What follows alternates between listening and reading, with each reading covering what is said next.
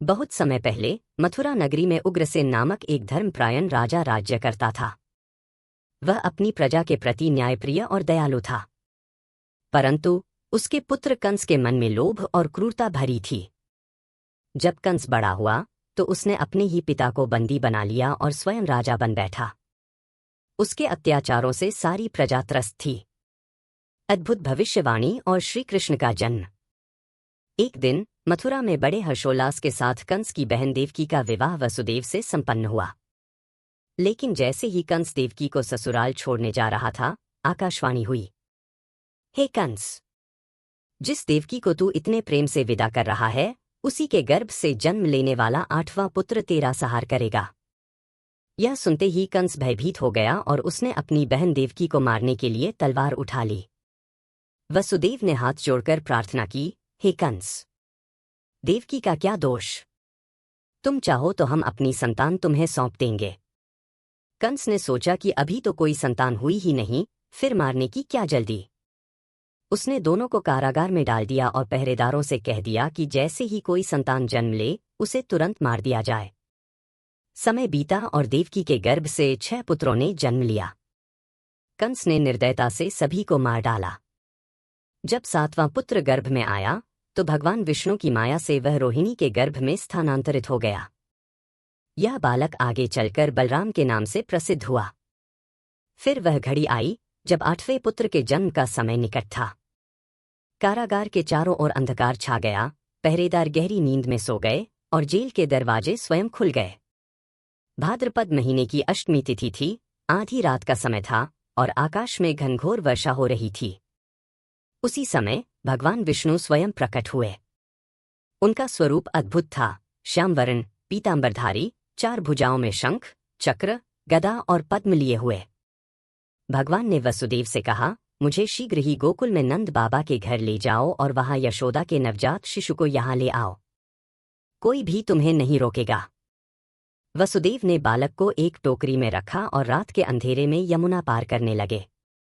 तेज बारिश हो रही थी, लेकिन जैसे ही वसुदेव पानी में उतरे, यमुना जी ने श्री कृष्ण के चरण स्पर्श करने के लिए अपनी लहरों को बढ़ा दिया और फिर शांत हो गई।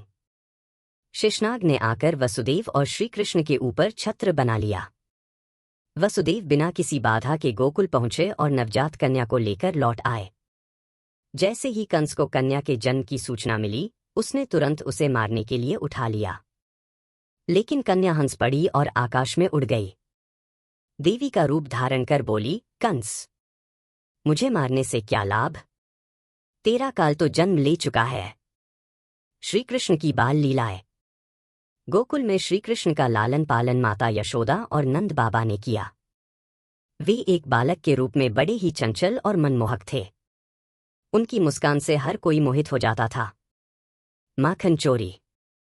श्री कृष्ण को मक्खन बहुत प्रिय था। वे अपने सखाओं के साथ मिलकर घर घर जाकर माखन चुराते और खाते। एक दिन माता यशोदा ने उन्हें रंगे हाथों पकड़ लिया। जब वे उन्हें डांटने लगीं, तो कृष्ण ने भोली सूरत बनाकर कहा, मैया, मैंने माखन नहीं खाया, यह तो मेरे गाल पर गोपियों ने लगा दिया। कालिय नाग का मर्दन।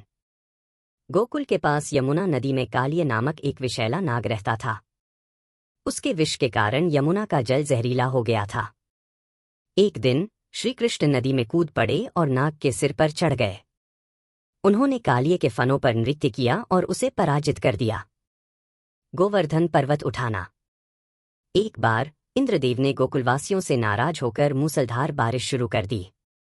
पूरा गांव जलमग्न हो गया। तब श्री कृष्ण ने अपनी छोटी अंगुली पर गोवर्धन पर्वत उठा लिया और सभी को उसके नीचे आश्रय दिया। कंसवध। जब श्री कृष्ण युवा हुए तो उन्हें ज्ञात हुआ कि कंस अभी भी अत्याचार कर रहा है। कंस ने उन्हें मथुरा बुलाने के लिए अक्रूर जी को भेजा। कृष्ण और बलराम मथुरा पहुंचे। वहां उन्होंने कंस के पहलवानों चाणूर और मुष्टिक का वध किया।